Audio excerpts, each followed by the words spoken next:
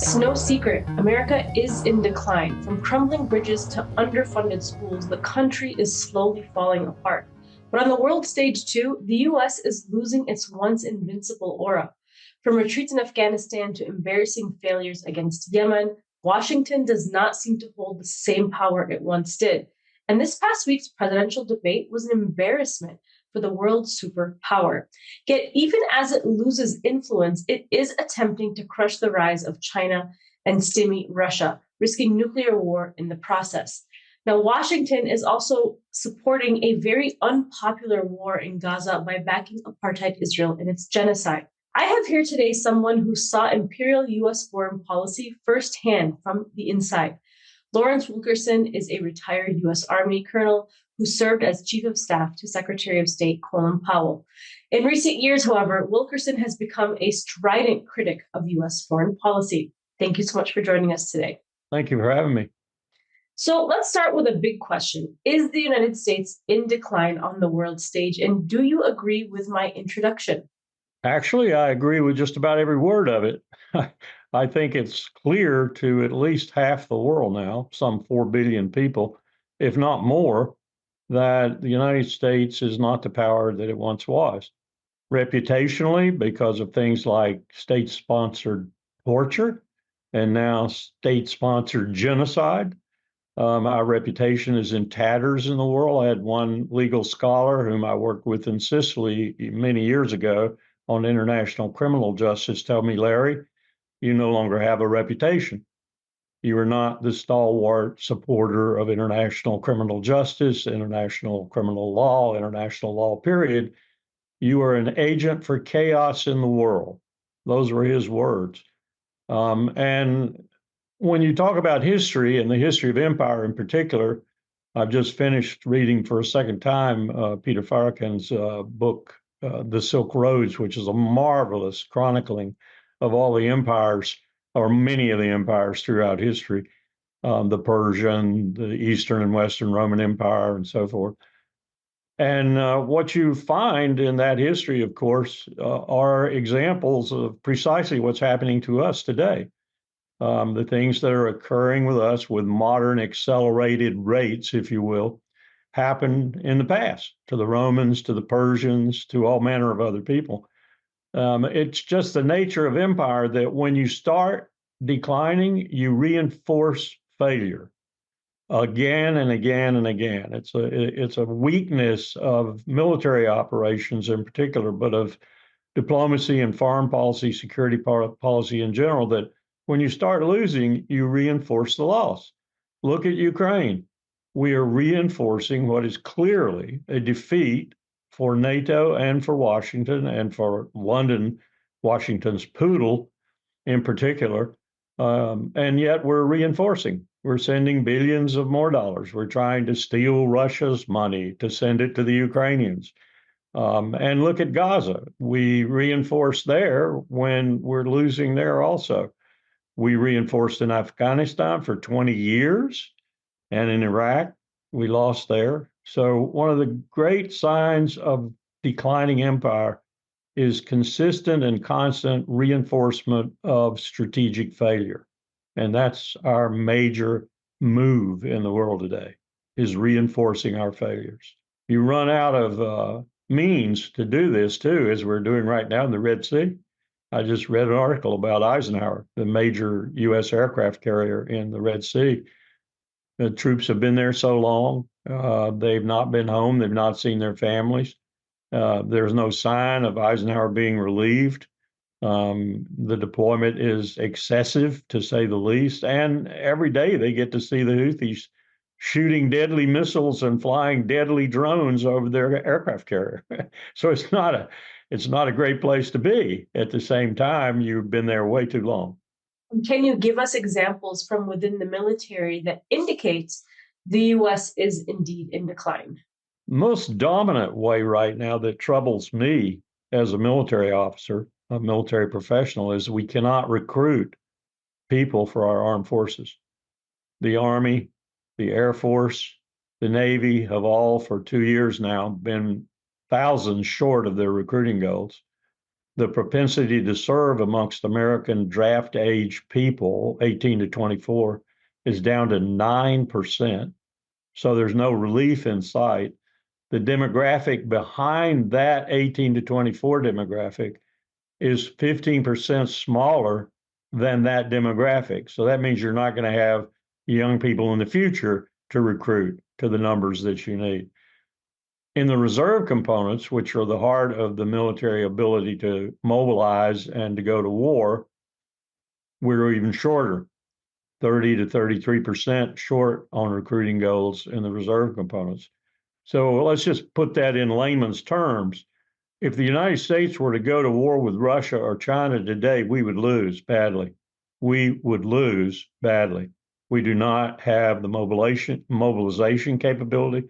We do not have the people, and we do not have the defense industrial base. Despite the protestations of Tony Blinken and Jake Sullivan that we do, we don't. Russia has a much more robust industrial base now, and China has the best in the world. So if we went to war with either one of those powers, both of them together being the likelihood, we'd lose. So what would we do? We'd turn to nuclear weapons. And that is our fallback position. We have about the same number of nuclear warheads as Russia. So when we go into a conventional struggle that we can't get out of and that we're losing, we will go to nuclear weapons. So we will, for the second time in the history of nuclear weapons, be the only power to first use nuclear weapons. You've spent a lot of time in the halls of power in Washington. It seems like U.S. policy to weaken Russia, China, and Iran all at the same time has brought these nations actually much closer together and caused them to form a union. Have U.S. attempts at destabilizing all three nations caused a geopolitical own goal for Washington? Yes, that's a good way to put it. I like the soccer terminology, the football terminology. We have scored several own goals. And the biggest one right now is, as you indicated, forcing these countries, because I don't think it would not have come about as rapidly as it has. It might eventually come about that there would be an alliance, a formal alliance against us. But it wouldn't have come about so rapidly if we hadn't made so many mistakes, particularly in Ukraine and now in Gaza, because we are building up a world of people who detest us because of our support of what the Israelis are doing in Gaza, the genocide in Gaza. Biden, for example, is probably losing 100,000 voters every week in this country and making his possibility for being reelected slimmer and slimmer every day. And Gaza is the principal ingredient in that failure. But it's reputational all across the world now. We have some 2.6, 2.7 billion people under formal sanctions in the world. That's the other thing we do to people, besides bombing them and killing them. We sanction them. And the sanctions in many instances have backfired. Not only do they not punish the people we want to punish, but punish the poor people in the country, like Iran, but they also backfire by, as in Russia, making Russia go to other places for its economic needs. And now Russia's economy is banging on all 8 cylinders and doing quite well. Thank you very much. And what we did was, if you look at a graph, if you look at the trade 10 years ago between Russia and the United States, it's quite extensive. But if you look at the graph today, it's flipped over. The top of the graph has become the bottom of the graph. So the United States and Russia have almost no trade. And the 2 main partners for the United States today replacing them are Mexico and Canada. Russia has flipped it over for itself with China. So they replaced us very swiftly. And now they're looking to even replace the medium of exchange that they use within their system. In other words, drive the dollar out, use commodity-based trading, or use the yuan, the renminbi, or the Russian ruble. And they've made plans to do this to trillions of US dollar equivalents across the Russia-China border. This is a replacement of the Bretton Woods system that the United States spent so much time developing and exercising and using throughout the world post-World War too, the SWIFT banking system and so forth. It's not going to be used anymore by at least half the world. That's a true blow. When that happens, that means U.S. debt, astronomical as it is, $35 trillion of aggregate debt, $1 trillion interest payment every year on that debt starting this next fiscal year. That is going to go out of sight when we no longer can demarcate that debt in our deflated currency. That's going to be the end of empire, the end of empire. Well, let's talk about the genocide in Gaza. President Biden continues to draw red lines in the sand for Israel, and Netanyahu keeps violating every single one of them. Yet Biden continues to wholeheartedly back Israeli actions in Gaza. What do you make of this, and why is the U.S. so steadfastly supporting Israel? I asked myself that question many, many times in the last 6, 7 months. I thought I knew the answer to it. I thought the answer was that there is so much money in the United States that belongs to Jewish billionaires who finance political campaigns, they finance AIPAC, they finance all the influence, which is exhaustive. It's in every state of the union that Israel has on the United States. I thought Mearsheimer and Steve Walt and John Mearsheimer in their book, The Israel Lobby, were right in that that's the real reason that we are so stuck with Israel. But I've come to realize in the last 6 months that it's more than that. It's that, of course, it's hugely important that, for example, there is a handler, a constituent handler in every congressman's office, every congresswoman's office, senator, representative. There's a representative of AIPAC who tells them what to do on anything that influences Israel. So it is important. It's more, Israel's the greatest and most dangerous foreign agent operating on U.S. soil, no question about that. But it's more visceral than that, I've come to understand. Some of it has to do with heavy guilt felt for the Holocaust. Some of it has to do with an enormous attraction to Israel. And some of that is very, very religious. The attraction is not one of affection, it's one of necessity. John Hagee's group, for example, Christians United for Israel, they believe that Israel is necessary for the rapture to come, for Armageddon to come. And so they send millions of dollars to West Bank settlers, for example, because they think that will bring about Armageddon faster. They think Israel is integral to Armageddon's coming about, and they think that if they help the West Bank settlers, then that'll bring it about even quicker. And they don't, the Israelis just laugh at them because, the prophecy is that when the rapture occurs, all the unbelievers will be killed. Well, the Israelis are unbelievers, so they'll be killed. But they laugh at that because they don't believe in the Christian tradition. They don't believe in revelations and all that garbage. And so it's a strange hookup, but you've got all these Americans who are attracted to Israel for different reasons, and then you've got the billionaires who keep the Congress of the United States in the back pocket of Israel. Where else could you find a country and a country's leader so responsible for murder, genocide, invited to address the Congress of the United States? I mean, it's preposterous that that's the case, but it is the case. Well, Netanyahu is rumored to be coming to Washington, D.C. At the end of July to address Congress. He's a war criminal who's under investigation for war crimes and openly committing genocide in Gaza. Tell me what you've heard about opposition and support for his address in D.C. Well, your opening comments there were interesting because, as I understand it, the German leadership has said were Netanyahu to come to Germany, they'd turn him over to the ICC. So that's an incredible statement to make. The Germans have an even deeper and more passionate hangover from the Holocaust, as you might imagine, than we do. But I think that should happen in this country, too. I think he should be apprehended and turned over to the ICC.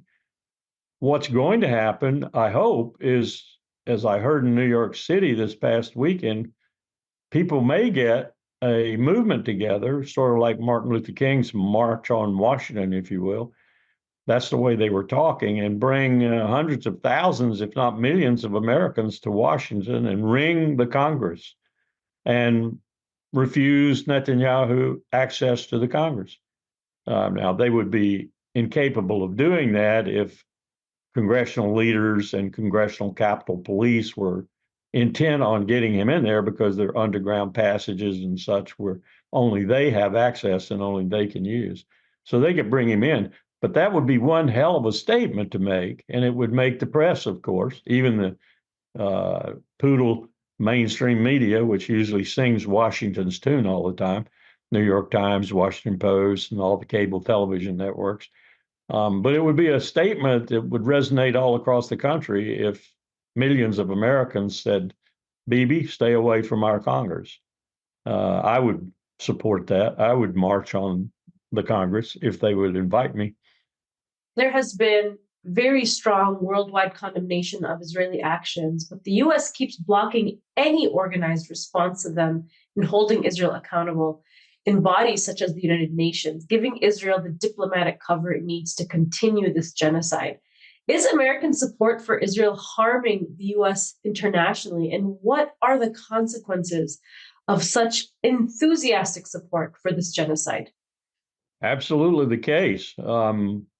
During my administration, we had a president who actually sanctioned at the top level, presidential permission, human torture. That lost us probably somewhere between a billion and a billion and a half people in the world in terms of their views of our uh, support for international law, if you will, our support for Geneva, the Geneva Conventions, our support for international humanitarian law, all things that we had worked since World War II to build up and to support. Now, this business with Gaza and our unqualified support for Israel, and that's really what it is, sending 2,000-pound bombs so they can bomb hospitals and kill doctors and kill children, kill patients and make their lives miserable, bomb food stations, bomb refugee tents.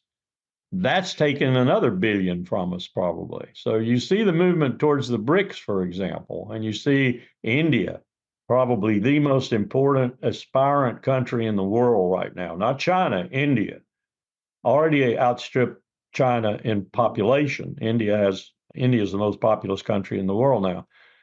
But India has the capability, both technology wise, entrepreneurship wise, market economy wise, to match China in the next 10 to 15 years.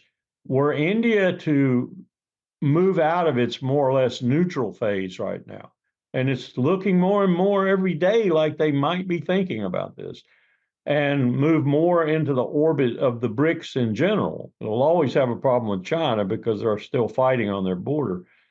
And then were they to pull Turkey in too, and Erdogan is talking about this already, you would have taken the southern flank of NATO and eviscerated it overnight. Turkey's army is the most powerful land army in NATO. So you would take that away. You would see NATO beginning to collapse right away. So you've got a movement in the world right now that's looking more and more solid, more and more adverse to the United States and its interests, and more interested in getting away from everything the United States has stood for since World War II.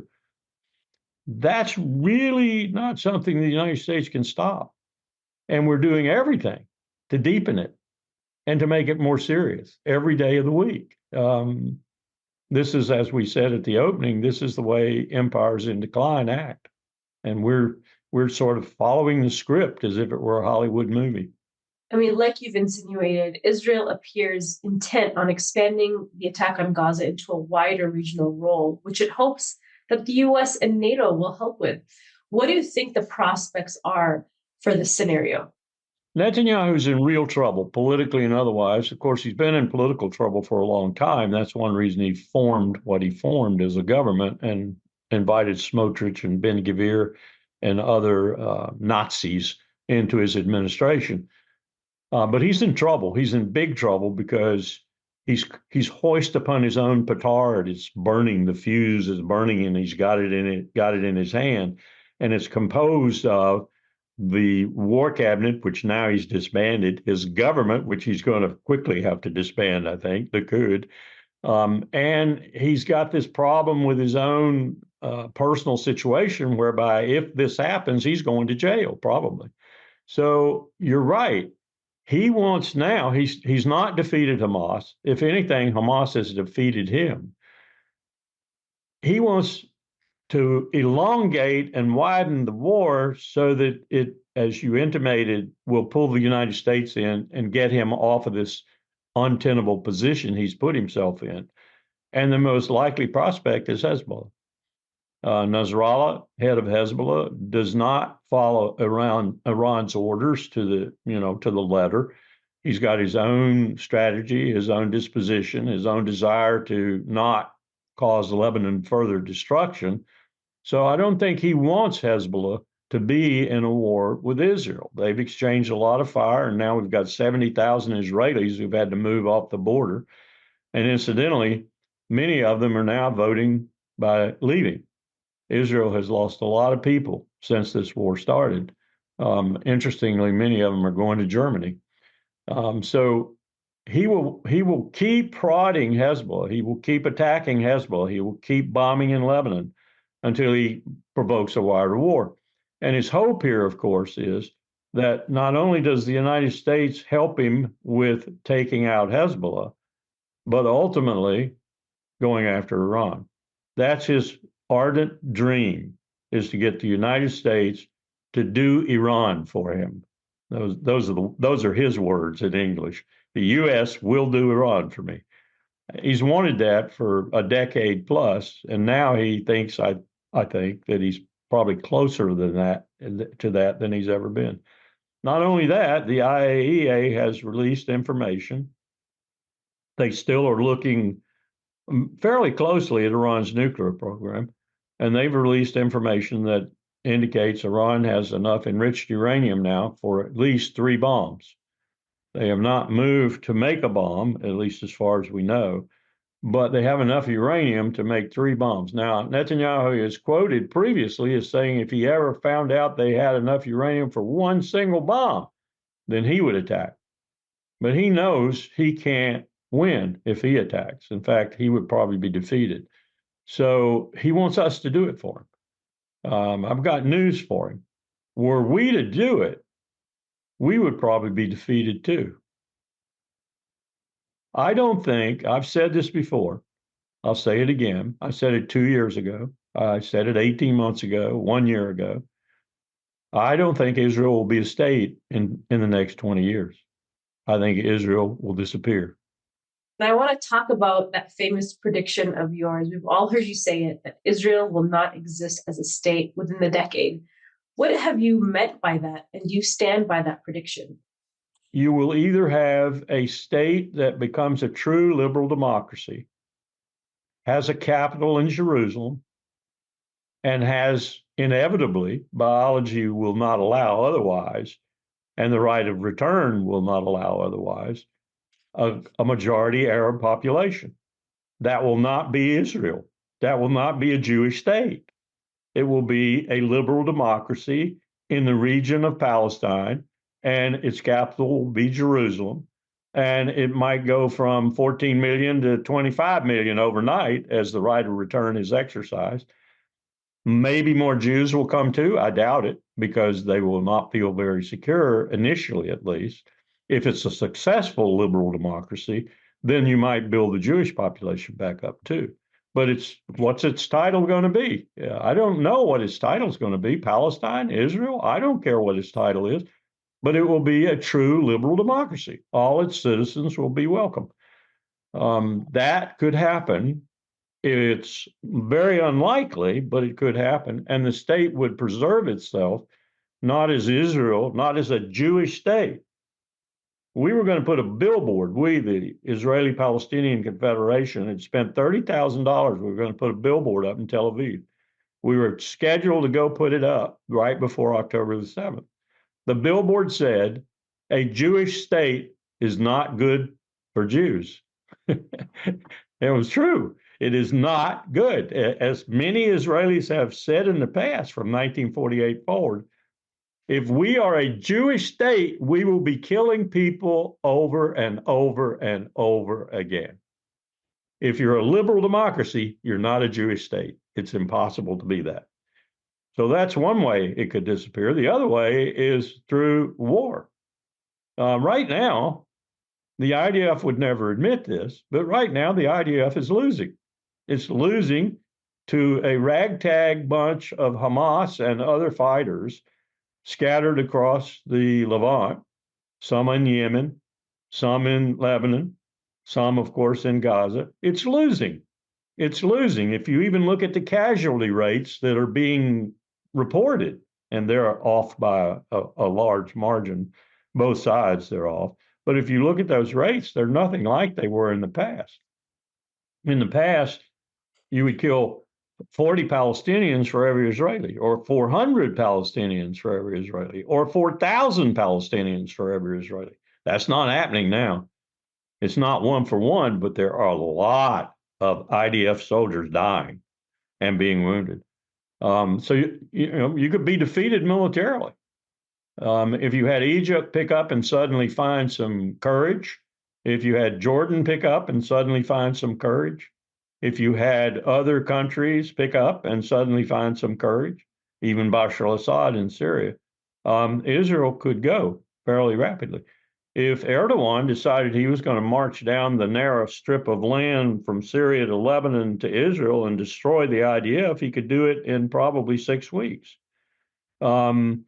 Israel's future is very doubtful, extremely doubtful. And I say they won't be a state, not the state of Israel, not a Jewish state in 20 years, maybe less, maybe far less. You know, Israel has really exposed itself to be a paper tiger with all of its military defeats. And you know, Israel has really shot itself in the foot by uniting Muslims across the world to support resistance in the Middle East against Israeli occupation and US imperialism. What do you make of this? I think you've got one that is pregnant, if I may use that term, for action at any moment. I think the theocracy in Tehran, for example, is working on borrowed time. The women put the lie to that theocracy's legitimacy in the last revolt that Iran had. They are an illegitimate government now, held up only by the IRGC and the people surrounding that are making tons of money off of the oil revenue and other things. There was a report about 7 years ago. It took a look at one fiscal year in Iran, and it took a look at the trillions of dollars that they made off their oil and gas assets and how much the IRGC got of that. It was incredible. They got about a third of that money. So you got all these people who are ripping off the Iranian people, and the Iranian people know that. And this last women's movement almost completely delegitimized the Ayatollah. And they're searching now. And one of the reasons they're doing what they're doing in Yemen and elsewhere is because that's the only way they can get any legitimacy, is by using the IRGC to do things around the region. That's going to spread, I think. Sisi's position in Cairo is as dicey as Mubarak's was in the last year of his reign there. It's a question of which way is the Egyptian military going to go. And I hate to say this because I kind of like the king in Jordan, like his wife even more. But they are tyrants in their own way too, and they're sitting on a powder keg of Palestinians also, and they know that. They outnumber as the old king used to say, they outnumber us, the elites in the Arab capital of Amman. So it's not look at Assad in Syria. Why are U.S. forces in Syria right now? Do you have any idea why U.S. forces are in Syria? Illegitimately? There is no permission from anybody, let alone Bashar al-Assad, the legitimate, recognized head of the government of Syria, He has not given us permission to be there. The reason we're there is because we're protecting oil that's being pumped to Israel. You heard me. Oil is being pumped out of Assad's country without his permission, protected by our soldiers to Israel at a discounted price. By the way, oil is also going, much to Baghdad's ill will, from Kurdistan, which is what they're calling it, the northern region of Iraq. Oil is going from their oil fields, mostly around Kirkuk, to Israel at discounted prices. That's why he can do this war.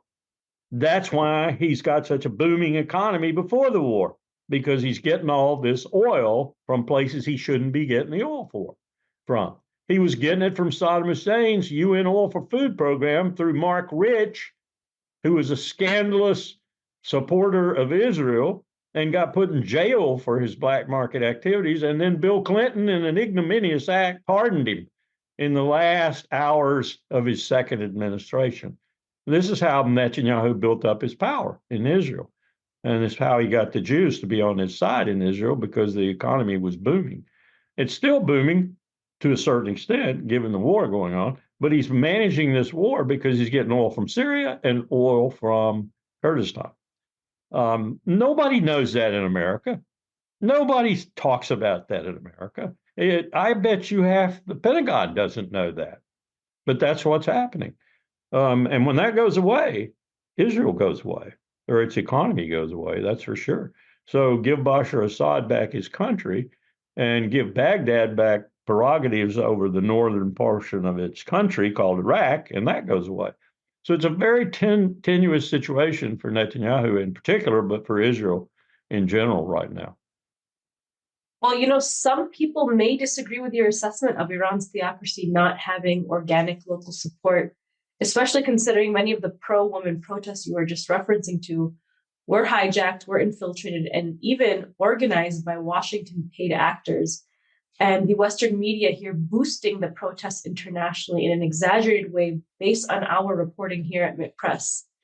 They have a very powerful apparatus in the Pentagon that runs disinformation campaigns better than the NKVD or the GRU, better than the CIA in our own country. And those disinformation campaigns are used for just those sorts of things.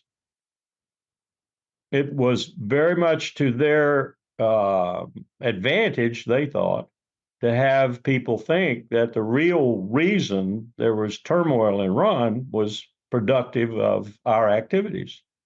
Otherwise, they don't get billions of dollars from Congress to continue them.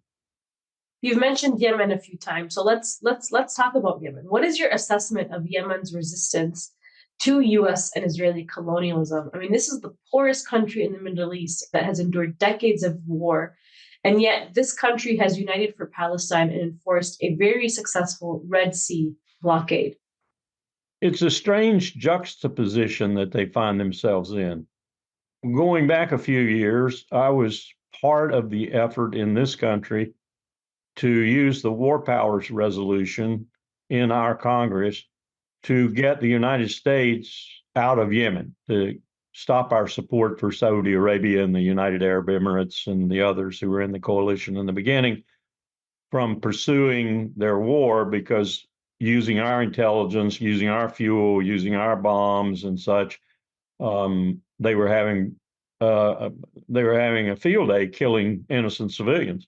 I remember vividly when they hit one school bus. I think it had 48 kids in it, and the bomb that they hit it with was a Raytheon bomb made in the United States. And we got, in both houses of our Congress, we got a bill passed. We got it passed and headed for the president, and he vetoed it. Donald Trump vetoed it. But since that moment of working with the coalition of forces in Yemen, in Saudi Arabia, and in other places, as well as the United States, to get the U.S. out of that war, I had reinforced for myself what I found out when I was training Yemeni soldiers way back, 1978, 1979, when they were coming to the infantry school at Fort Benning, Georgia, and I was training some of them.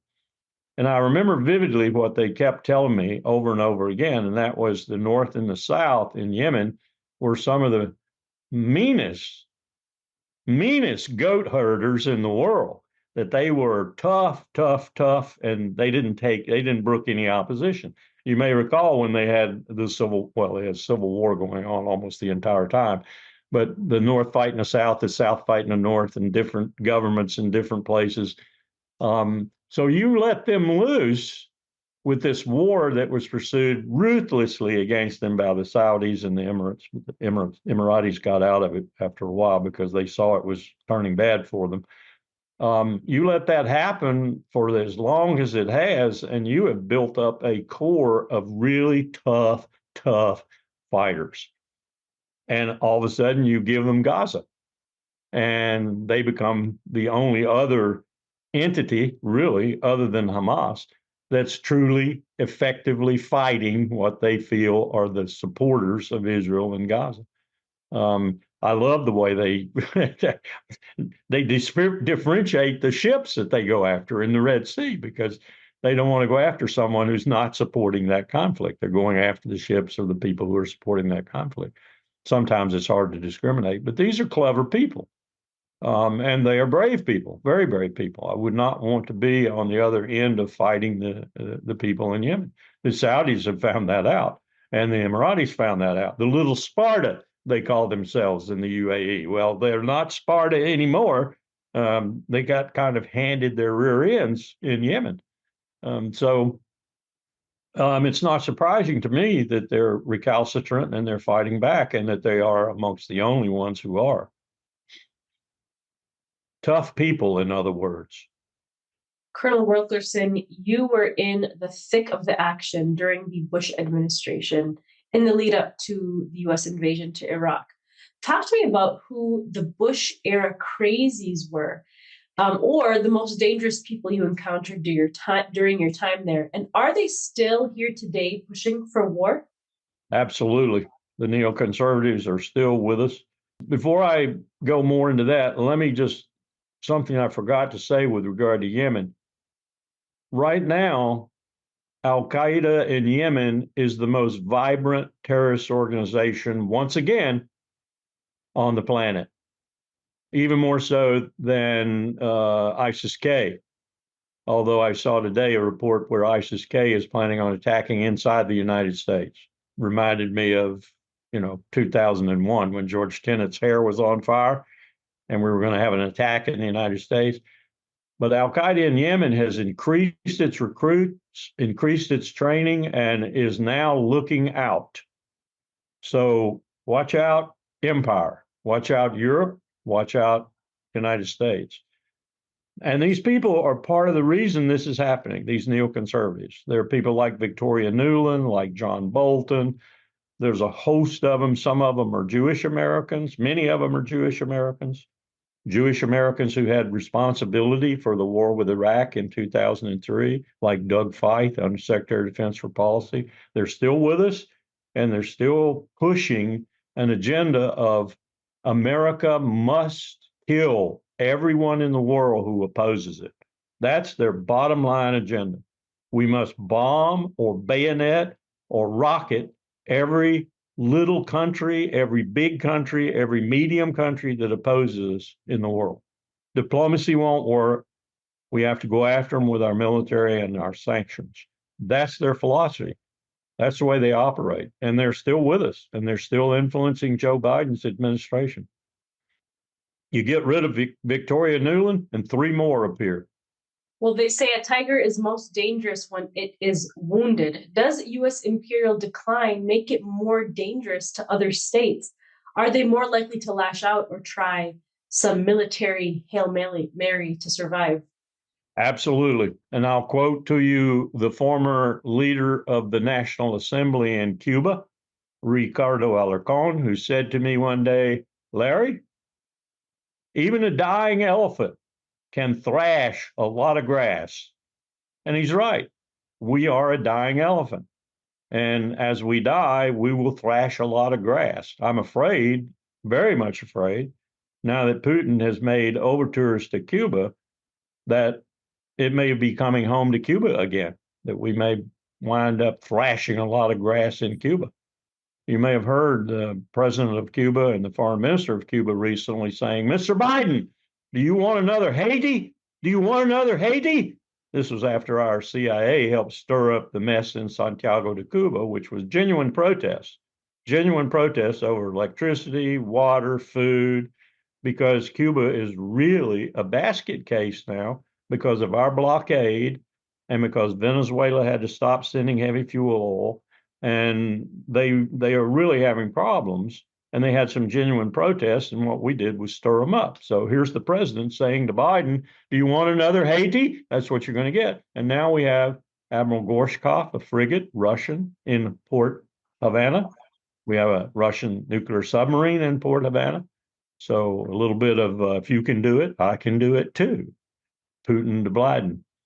It's I worry about Cuba because they are having genuine problems, and they're only 90 miles away. So a dying elephant, presents a lot of problems for them. I mean, do you worry that the US could seriously be contemplating a war with Russia or China? It seems clear that the US's main goal right now is to slow down or stop the rise or to stop the economic rise of China, at least, and a conflict sooner than later would be better for the US. What do you think about that? Yeah, I think the strategy that Jens Stoltenberg bought, the Secretary General of NATO, and that by that buy-in NATO bought, that Washington pushed on them was, look, guys and gals, we're gonna use Ukraine to bleed Russia. It'll take about 6 months to a year. We're gonna bleed Russia down, and then we're all gonna go after China. NATO and Washington, we're going to go after China. That was the strategy.